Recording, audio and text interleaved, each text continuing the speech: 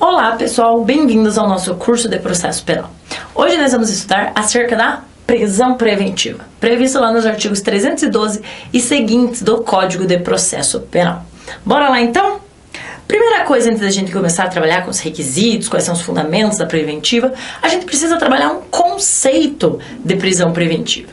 Então, o que é a prisão preventiva?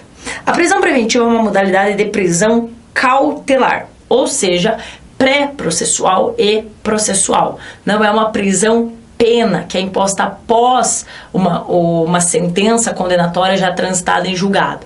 A prisão preventiva ela ocorre antes desse momento, por isso ela é chamada de uma prisão cautelar, que será decretada pela autoridade judiciária.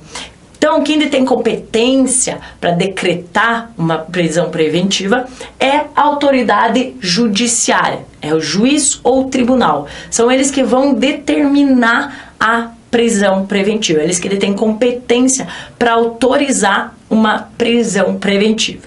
Além disso, essa prisão preventiva, uma modalidade de prisão cautelar decretada pela autoridade judiciária, essa prisão ela poderá ser requerida pelo Ministério Público, também pela autoridade policial, pelo querelante ou pelo assistente de acusação, em qualquer fase da persecução penal. Esse qualquer fase aqui quer dizer que é tanto na fase das investigações quanto na fase processual.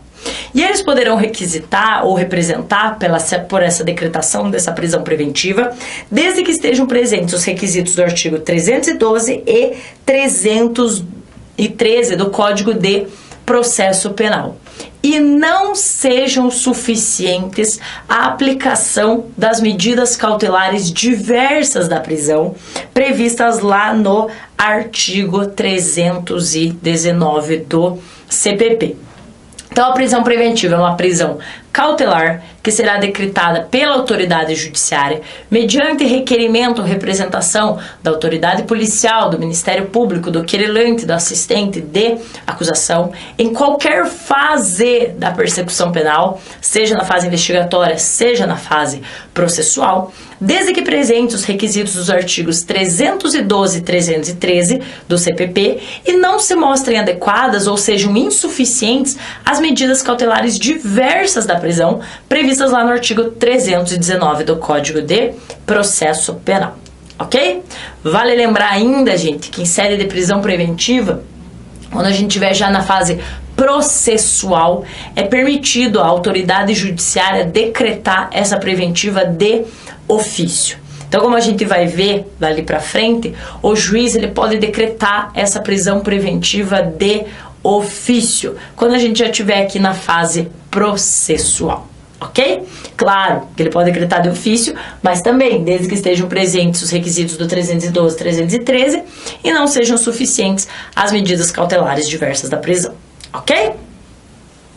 Então, vamos começar a desmembrar esse conceito aqui.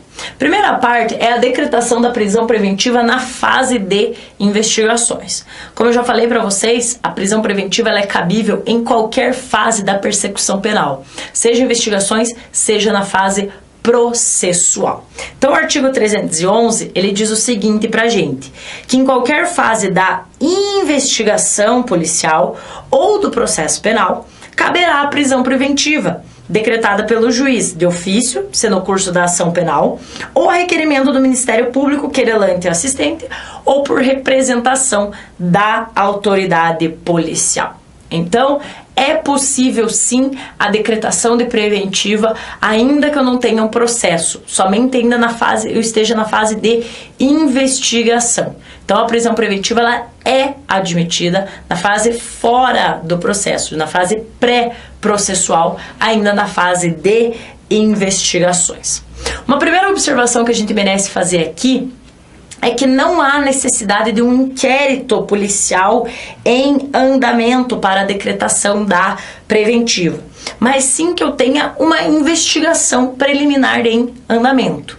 Então, não necessariamente eu preciso ter os autos de inquérito policial lá bonitinho, autuado, para que possa ser possível a decretação da preventiva. Não, o inquérito policial ele não é necessário para que eu possa representar ou requerer pela decretação da preventiva, mas basta que eu tenha investigações preliminares em andamento. E claro que essas investigações sejam de caráter penal. Aí a pergunta que surge é: e nas investigações pelo Ministério Público? Que a gente sabe que o Ministério Público ele detém essa titularidade também para fins de investigação.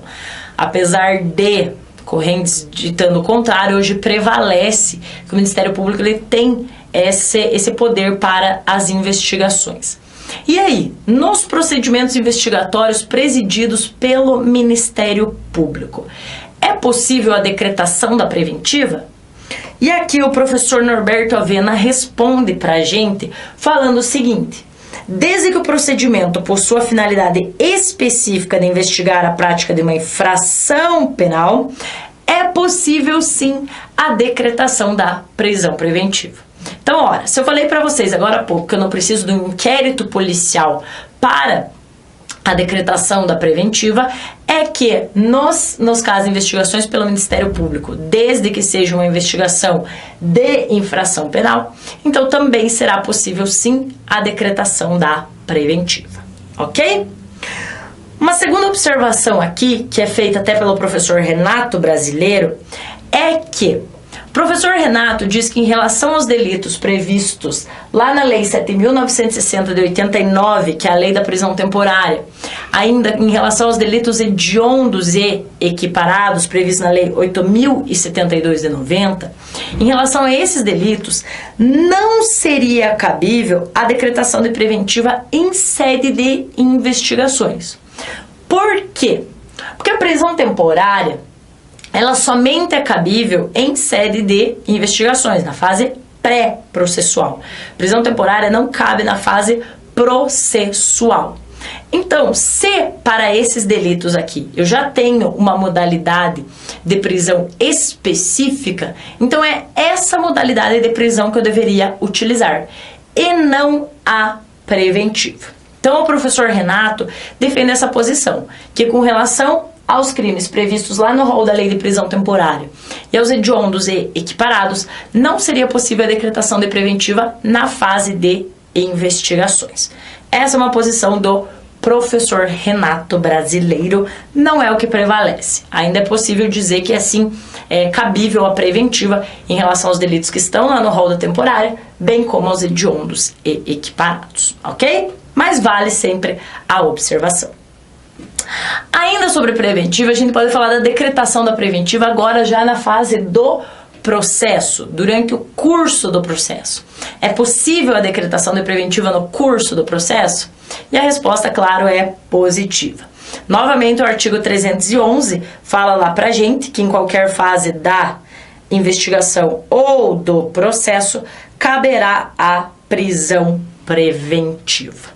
Ainda, esse artigo 311, ele é reforçado aqui em sede já no curso do processo pelos artigos 387, parágrafo 1º, 413, parágrafo 3º, que eles reforçam essa possibilidade de decretação da preventiva no curso do processo. Então, a decretação de preventiva ela é permitida tanto na fase das investigações quanto no curso do processo.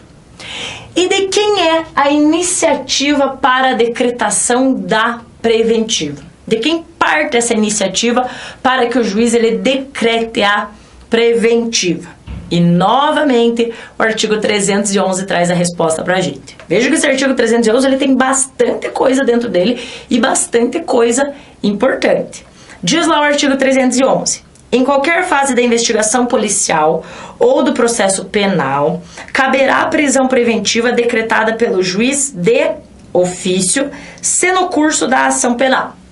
Então, a primeira iniciativa aqui que a gente vê no artigo 311 é que o juiz, no curso do processo penal, pode decretar a preventiva de ofício.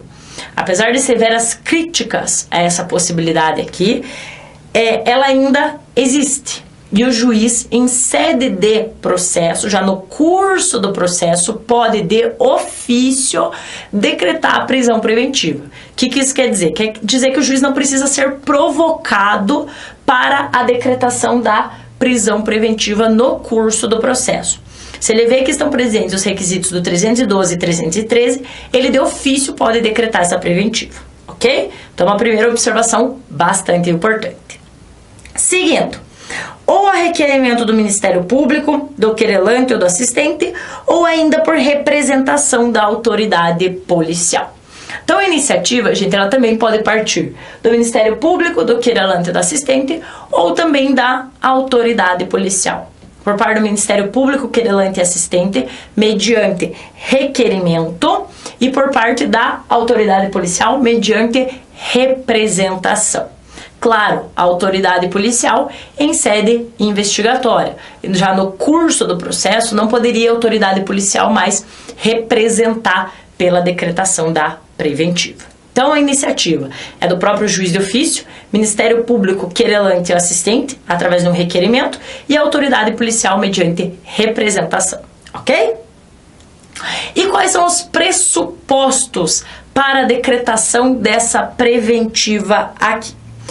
Além do fumus comissi delicti, que é a prova da materialidade e indícios de autoria, e a gente já vai ver cada um deles, e do periculum libertatis, que são a garantia da ordem pública, garantia da ordem econômica, garantia de aplicação da lei penal e também da instrução penal.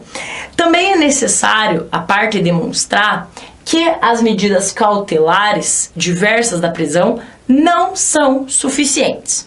Então, as partes, ao representar pela uma decretação de preventiva ou fazer o requerimento pela decretação da preventiva, ela tem que demonstrar a existência da materialidade, indícios da autoria, também garantia de ordem pública, garantia de ordem econômica, aplicação da lei penal e garantia da instrução processual.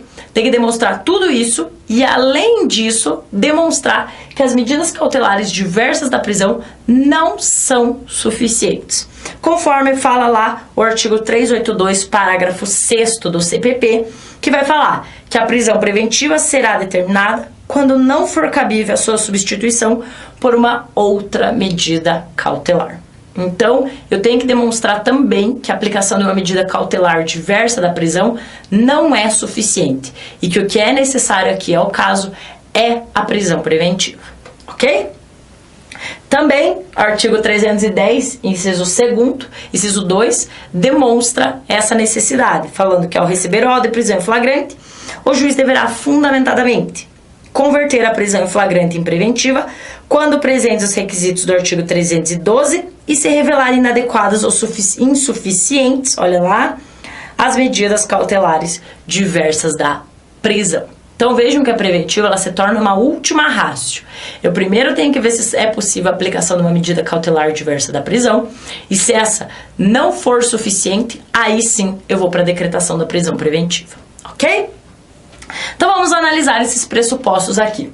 O primeiro deles, fumus comissi delicti, previsto lá no artigo 312, que diz que a prisão preventiva poderá ser decretada como garantia da ordem pública, da ordem econômica, por conveniência da instrução criminal ou para assegurar a aplicação da lei penal, quando houver prova da existência do crime e indício suficiente de autoria. Então, o fumus comissi delicti nada mais é do que a demonstração da materialidade, da existência do crime e de autoria ou participação, que eu tenha indícios suficientes de autoria ou de participação daquele sujeito naquele determinado delito. Então, esse é o primeiro pressuposto. Eu tenho que demonstrar que existe um delito, que há materialidade e que há autoria ou participação. O segundo pressuposto é o periculum libertatis, também previsto lá no artigo 312 do CPP, que novamente diz que a prisão preventiva poderá ser decretada como garantia da ordem pública, da ordem econômica, conveniência da instrução criminal ou para assegurar a aplicação da lei penal. E aí o parágrafo único diz que a prisão preventiva também será decretada em caso de descumprimento de qualquer das obrigações impostas por força de outras medidas cautelares. Então o periculum libertatis, ele está representado nessas situações: garantia da ordem pública, garantia da ordem econômica, conveniência da instrução criminal, ou para assegurar a aplicação da lei penal, ou ainda quando houver o descumprimento de outras obrigações impostas pelas medidas cautelares. Essas situações aqui, elas se traduzem, então, como periculum libertatis. Além, então, de demonstrar a existência de materialidade e autoria, eu preciso demonstrar a ocorrência de uma dessas situações aqui. Que a prisão preventiva é necessária para a garantia da ordem pública, que ela é necessária para a garantia da ordem econômica, que ela é necessária para a conveniência da instrução criminal, ou ainda para assegurar a aplicação da lei penal. Ou ainda falar que houve descumprimento das obrigações impostas por outras medidas cautelares e a substituição por uma outra medida cautelar ainda não é suficiente, sendo necessário, portanto, a decretação da prisão preventiva. Ok? Então, vamos ver cada um desses aqui. Primeiro, garantia da ordem pública. O que é garantia da ordem pública? Muitos vão responder já de pronto. É o clamor social, é a repercussão que o delito causa na sociedade. E cuidado, gente. Esse conceito aqui, essa garantia da ordem pública, essa expressão, ela é muito vaga. O legislador, ele falhou ao adotar essa expressão aqui para a decretação da prisão preventiva. Ela é vaga, ela é indeterminada, que permite diversas interpretações. Por esse motivo, causa muitos debates na doutrina e na jurisprudência sobre o que seria garantia da ordem pública. Primeira coisa que a gente precisa falar, então, sobre isso aqui, é que garantia da ordem pública não é sinônimo de clamor social ou de repercussão do crime na sociedade. Você não pode decretar uma prisão preventiva alegando que esse crime causou um clamor social em razão da sua repercussão na sociedade. Isso não é motivo suficiente para a decretação de uma prisão preventiva. Então, garantia da ordem pública não é sinônimo de clamor social, não é sinônimo de repercussão desse delito para a sociedade. Tá, se não é isso, é o quê? Garantia da ordem pública, pessoal, é o risco considerável de reiteração dos delitos por parte do acusado, caso ele permaneça solto. É a possibilidade que esse acusado apresenta de continuar praticando delitos, caso ele fique solto. Então, a garantia da ordem pública nada mais é que o fundamento, que o risco que esse acusado apresenta de continuar praticando os delitos, caso ele permaneça solto. Ok?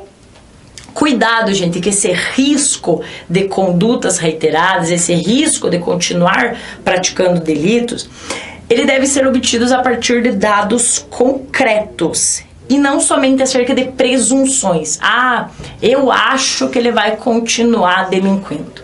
Acho não. Demonstre dados concretos que levam a crer que ele vai continuar delinquindo se permanecer solto.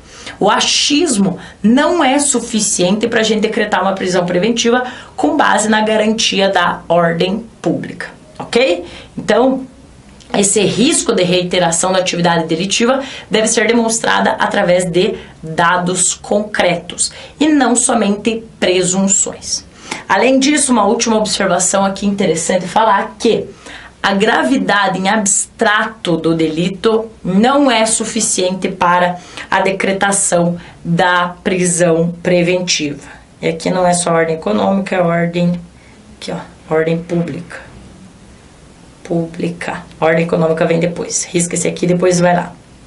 Então, a gravidade em abstrato, ela não é suficiente para a decretação da preventiva com base na garantia da ordem pública. Falar, esse delito é grave, ele tem que ser preso.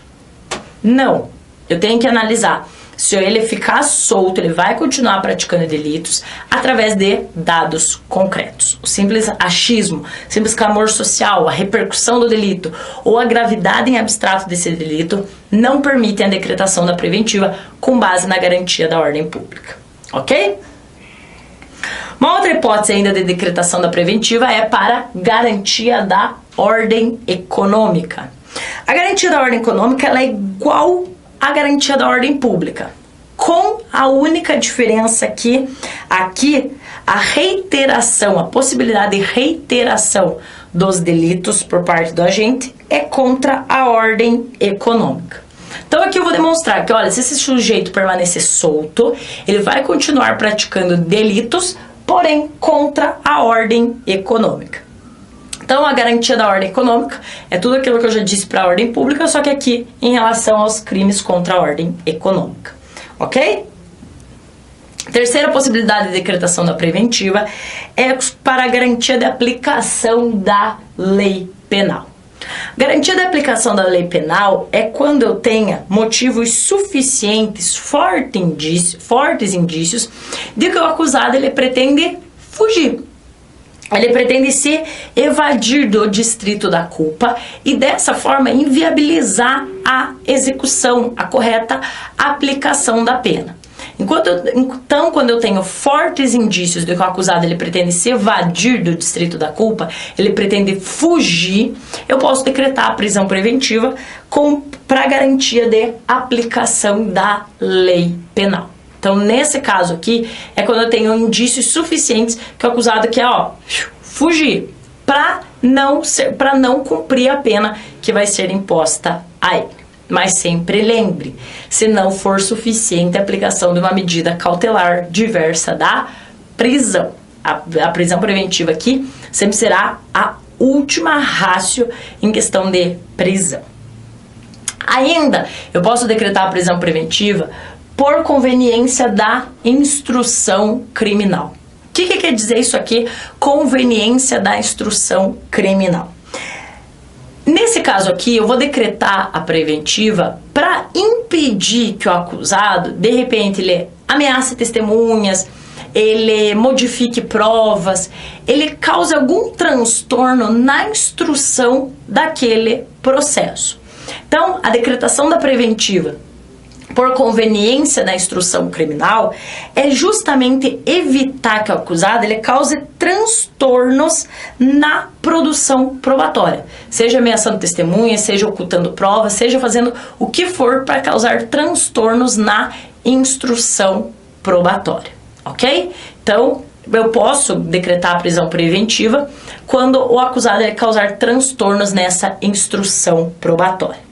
Vejam, gente, que essa possibilidade aqui de decretação da prisão preventiva, ela está condicionada à instrução probatória. Uma vez terminada essa fase de instrução probatória, a preventiva decretada com base nessa hipótese aqui, ela deverá ser revogada.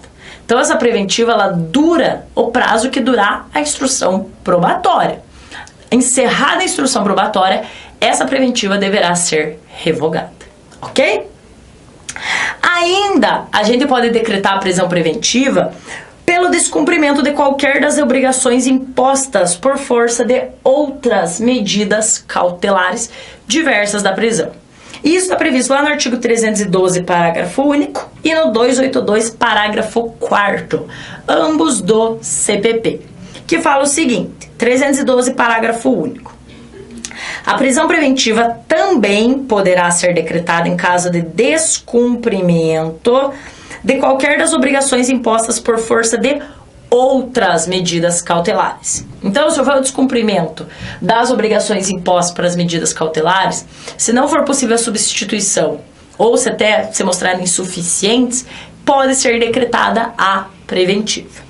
Além disso, o 282, parágrafo 4º, diz que, no caso de descumprimento de qualquer das obrigações impostas, o juiz de ofício ou mediante requerimento do MP, assistente do querelante, poderá substituir a medida, impor outra incumulação ou, em último caso, decretar a prisão preventiva. Então, quando for imposta a medida cautelar diversa da prisão e essa for descumprida, o primeiro passo é visualizar se há a possibilidade de substituição. De repente, uma mais rígida, uma que tenha melhores resultados. Se não for possível, ou se ainda assim o sujeito continuar descumprindo, aí a gente decreta a prisão preventiva com base nessa hipótese aqui. do 312, parágrafo único do CPP, ok? Além disso, gente, além de eu preencher os requisitos do artigo 312 para a decretação da preventiva, eu também tenho que preencher alguns requisitos, ou um dos requisitos do artigo 313 do Código de Processo Penal, que são as hipóteses de admissibilidade da prisão preventiva. Diz o artigo 313. Nos termos do artigo 312 desse código, será admitida a decretação da prisão preventiva. 1. Nos crimes dolosos punidos com pena privativa de liberdade máxima, e aqui dolosos, superior a 4 anos. E não se preocupe que a gente vai ver todas essas hipóteses aqui. 2. Se tiver sido condenado por outro crime doloso, em sentença transitada em julgado, ressalvado o disposto no inciso 1 do caput do artigo 64 do Código Penal, que é aquele período de 5 anos. 3. Se o crime envolver violência doméstica e familiar contra a mulher, criança, adolescente, idoso, enfermo ou pessoa com deficiência para garantir a execução das medidas protetivas de urgência. E parágrafo único. Também será admitida a preventiva quando houver dúvida sobre a identidade civil da pessoa ou quando essa não fornecer elementos suficientes para esclarecê-la, devendo o preso ser colocado imediatamente em liberdade após a identificação, salvo se outra hipótese recomendar a manutenção da medida. Então essas são as hipóteses que admitem a prisão preventiva. Além de eu preencher um dos requisitos lá do artigo 312, eu tenho que preencher um desses requisitos aqui também, para que seja possível a decretação da preventiva. Vamos ver cada um deles então? Primeiro, crimes dolosos punidos com pena máxima superior a 4 anos. Primeira observação, crime doloso. Vejam que o artigo ele é bem específico em falar isso, que tem que ser um crime doloso, com pena máxima superior a 4 anos. Então ele tem que ter sido praticado de forma dolosa e a sua pena máxima seja superior a 4 anos, quando o sujeito for primário. Se a pena máxima for inferior a 4 anos, para um primário, não cabe preventiva. Para um sujeito primário, ele tem que ter praticado delito doloso com pena máxima superior a 4 anos para que seja cabível a preventiva, ok? Nessa situação aqui, são levadas em consideração as qualificadoras, causas de aumento e diminuição de pena? E as agravantes e atenuantes? Para que eu possa atingir essa pena máxima aqui, eu levo em conta as qualificadoras, causa de aumento, diminuição, agravantes e atenuantes? E aí? Ou não, só a pena ali do delito simples, sem causa de aumento, sem qualificadora, sem nada. Cuidado, gente, que nos casos de concurso de crimes, qualificadoras e causa de aumento e diminuição de pena, tudo deve ser considerado para se oferir o máximo da pena. Então a qualificadora deve ser levada em conta, óbvio, concurso de crimes, causas de aumento e diminuição, tudo eu levo em conta. Inclusive sobre causa de aumento e diminuição de pena, leva-se em conta a causa que mais aumente a pena, no caso de aumento de pena, já que eu estou buscando a pena máxima daquele delito, e no caso de diminuição de pena, a que menos diminua, porque eu estou buscando a máxima da pena. Então eu tenho que diminuir o mínimo possível, porque aquele será o máximo da pena que eu poderei chegar. Então, causas de aumento, a que mais aumente para atingir o máximo, e causa de diminuição, a que menos diminua para que eu atinja o máximo da pena. E aí eu vou saber se é cabível ainda a preventiva ou não. Cuidado que em relação às agravantes e atenuantes, elas não são levadas em consideração para oferir o máximo da pena, já que eu não tenho um quantum específico de quanto aumentar e quanto diminuir. Então, por esse motivo, elas não são levadas em conta. Então, uma primeira hipótese de admissibilidade aqui da preventiva são os delitos dolosos punidos com pena máxima superior a 4 anos, ok? Isso aqui, claro, para um agente primário. Tranquilo? Segunda hipótese é que o investigado ou acusado ele tenha sido condenado por outro crime doloso, doloso, em sentença transitada em julgado, ressalvado o disposto no artigo 64, inciso 1.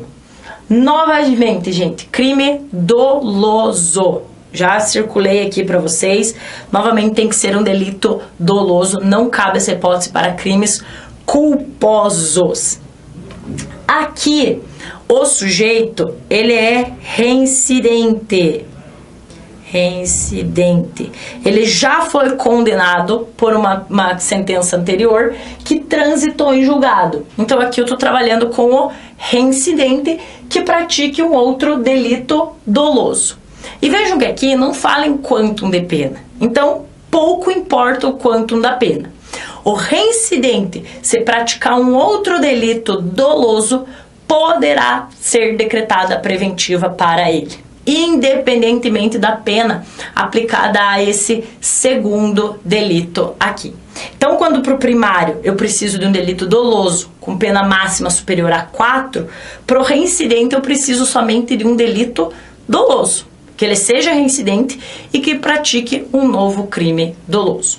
Claro, sempre respeitado aqui, gente, aquele prazo de 5 anos entre a extinção da pena, o prazo de 5 anos após a extinção da pena. Passado esse prazo de 5 anos aqui, ele já não é mais considerado reincidente, então valeria a primeira hipótese aqui para ele. Então aqui é o reincidente que pratique um novo delito doloso. Pouco importa o quantum de pena aplicado ao delito, ok?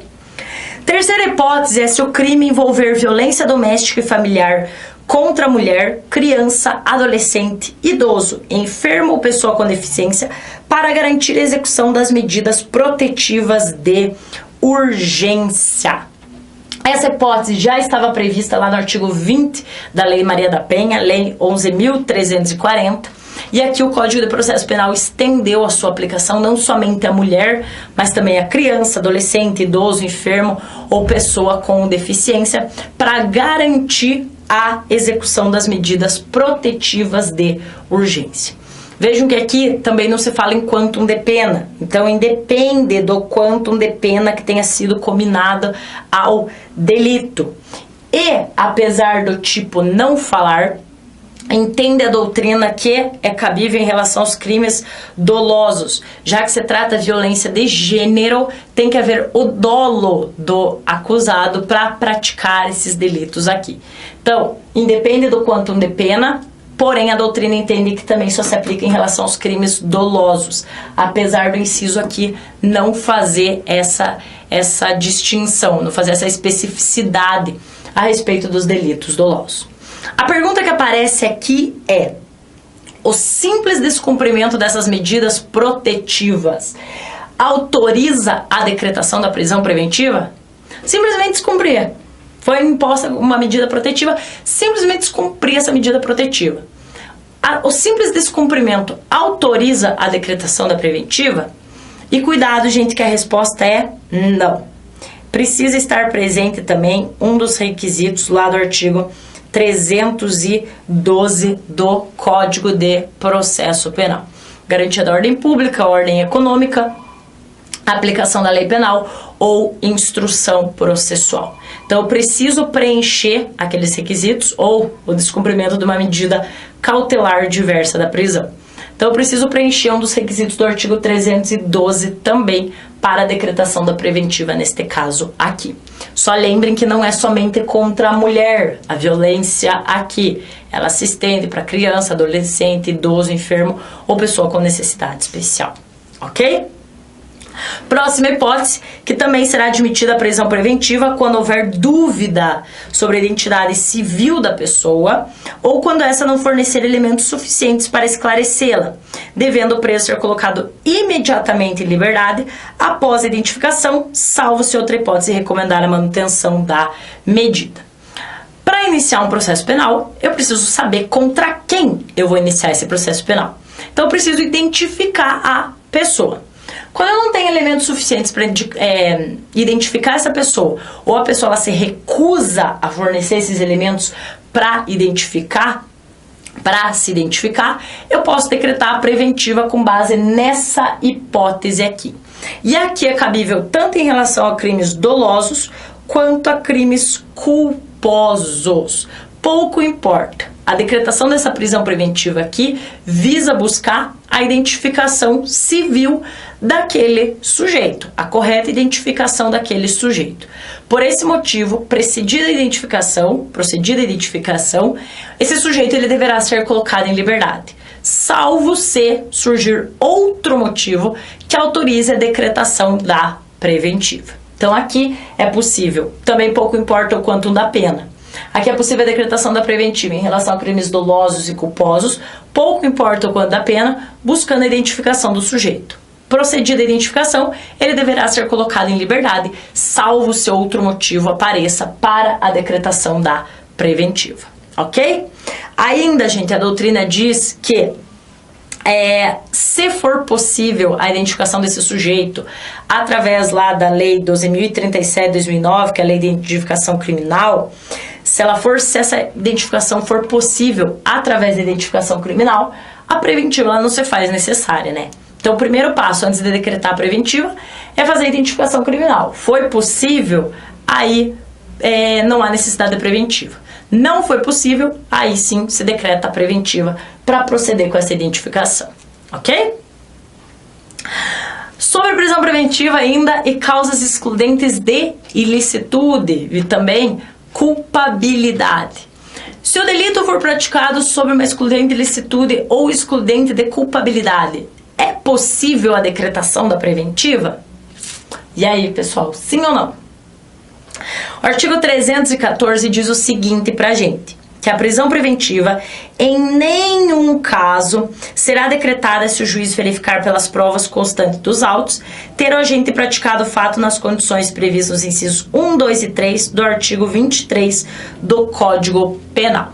O que o artigo 314 quer dizer pra gente? Quer dizer pra gente que se o fato for praticado sobre uma excludente de ilicitude, não será cabível a decretação de prisão preventiva. E apesar do 314 somente mencionar as excludentes de ilicitude lá da parte geral do Código Penal, a doutrina e a jurisprudência entendem que também aplicam as excludentes de ilicitude previstas na parte especial e na legislação extravagante.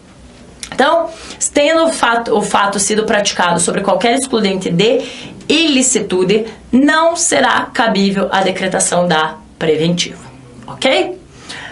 O 314 também só fala sobre excludentes de ilicitude. Mas e as excludentes de culpabilidade? Seria possível a decretação da prisão preventiva diante de um fato que tenha sido praticado sob uma excludente de culpabilidade? E aí, é possível ou não? Entende o professor Renato Brasileiro, e aqui o professor Norberto Avena também se encaixa, que salvo a hipótese de inimputabilidade lá do 26 caput, ou seja, de doença mental, é possível a aplicação desse artigo 314 aqui para as excludentes de culpabilidade também, através da interpretação extensiva prevista lá no artigo 3º do Código de Processo Penal. Então, é possível também a aplicação do disposto no artigo 314 para as excludentes de culpabilidade, salvo a inimputabilidade do 26 caput do Código Penal. Então, a preventiva também não será cabível diante de um fato praticado sob uma excludente de culpabilidade, salvo a inimputabilidade do 26 caput, ok? Sobre prazo na preventiva e excessos. A preventiva, ela tem um prazo? Tem um prazo. A preventiva vai ser decretada por 20 dias, 30 dias. Deverá ser decretada por 60 dias. A preventiva, ela tem prazo? E cuidado, gente, que diferente da hipótese de prisão temporária, em que eu tenho prazo já pré-determinado pela lei, na prisão preventiva eu não tenho prazo. A lei não diz que ela será decretada por até tantos dias, por até tanto prazo. Ela não tem um prazo determinado. E aí que surgem muitos motivos muitas dúvidas acerca se haveria, quando que se caracterizaria o excesso de prazo na prisão preventiva. Segundo o professor Norberto Avena, o STF ele tem deferido a ordem de habeas corpus nos casos a envolver a alegação de excesso de prazo somente em hipóteses excepcionais nas quais a mora processual 1. seja decorrência exclusiva de diligências suscitadas pela atuação da acusação. Ou seja, a acusação que está enrolando ali o processo, está solicitando diligências, o processo está se estendendo por diligências únicas e exclusivas da acusação. Nesse caso aqui, segundo o STF, a defesa ela poderia alegar excesso de prazo na preventiva e buscar a sua revogação, o seu relaxamento, a partir do momento que ela se torna uma prisão ilegal. Uma segunda hipótese que o STF vem admitindo o excesso de prazo é a inércia do próprio aparato judicial. É quando o próprio judiciário deixou aquele processo de lado e aquele processo está se estendendo. Está se estendendo, está se estendendo. Nesse caso, a defesa também poderia alegar excesso de prazo, alegar uma prisão ilegal e buscar o seu relaxamento. E ainda, o STF entenderia que haveria excesso de prazo quando a prisão ela for incompatível com o princípio da razoabilidade ou quando o excesso de prazo seja gritante. E aí teria que ser analisado caso a caso. Quando o excesso de prazo assim, for absurdo, por exemplo, o processo está lá 1 ano parado, sem fazer nada, e o sujeito preso. Então, esse seria um motivo para você alegar excesso de prazo e buscar o relaxamento dessa prisão preventiva aqui diante já da ilegalidade da prisão. Mas vejam que isso aqui tem que ser analisado caso a caso, já que eu não tenho um prazo pré-determinado para a prisão preventiva, como eu tenho para a prisão temporária. Mas vale a pena dar uma lida nisso aqui, ó, quando o STF vem entendendo que há excesso de prazo, ok? Fundamentação da decisão que decreta a prisão preventiva. É necessário fundamentar a decisão que decreta a prisão preventiva? Ou o juiz simplesmente vai falar: presentes os requisitos do artigo 312, 313, decreto a preventiva. Há necessidade de fundamentação dessa decisão que decreta a preventiva? Artigo 315 do CPP diz que a decisão que decretar, substituir ou denegar a prisão preventiva será sempre motivada. O juiz precisa, claro, fundamentar a decisão que está decretando, principalmente que está decretando a prisão preventiva, porque você vai te retirar a liberdade daquele sujeito. Então, essa decisão, ela deverá sim ser motivada. A pergunta que aparece aqui é possível a fundamentação per relationem? O que é a fundamentação per relationem? É aquela que o juiz se vale de argumentos expostos pela autoridade policial, pelo Ministério Público, pelo querelante ou pelo assistente, para fundamentar a sua própria decisão. Ele utiliza os argumentos usados pelos outros na sua decisão. É possível a fundamentação per relationem aqui na decretação da prisão preventiva? E a resposta é sim. Claro, desde que a representação da autoridade policial, o requerimento do MP, do querelante, do assistente, estejam também fundamentados. Não adianta o juiz simplesmente falar assim, usa os argumentos lá do Ministério Público, e os argumentos o Ministério Público nem fundamentou, só falou, decreta preventiva porque ele vai praticar crime. Não, aí não seria possível. Então a fundamentação per relationem, ela é sim possível para a decretação da prisão preventiva, porém, desde que a manifestação anterior, ela também esteja fundamentada, ok? E pra gente fechar, prisão preventiva, só falta ver acerca da revogação da prisão preventiva.